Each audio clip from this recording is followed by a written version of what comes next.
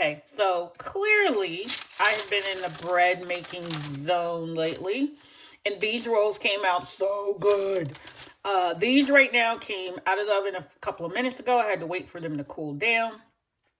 Uh, the one that I ate that's missing on this corner here, I brushed the tops with butter, but I just wanted to show you how soft these are. Oh my gosh. These are the best rolls I have ever made. This is the size of my hand. Look at that. Okay, because I made these pretty big, which is fine. But just look how, and I am going to eat this one. They're really soft and fluffy inside. These are so delicious. I wish you could smell this, but it is so good. So if you have a little bit of time on your hands or can squeeze a little time into your day, I would recommend highly you make some of these biscuits.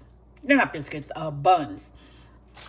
And I'm thinking with this recipe, you could put garlic butter, just plain butter, or of course dip them in honey, maybe a little honey, and then sprinkle a little sugar on top.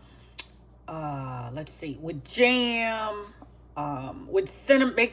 I think I might actually end up using these to make cinnamon rolls as a base recipe because it's got a lot of structure. It bounces back.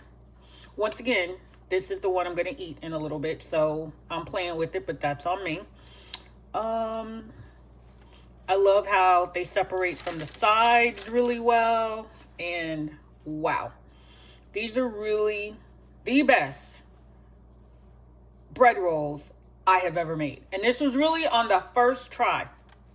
What I'm learning about making bread from scratch is temperatures count, and instead of using cups for measurement, it's much better to use a scale and weigh out your ingredients. So, woo, loving it.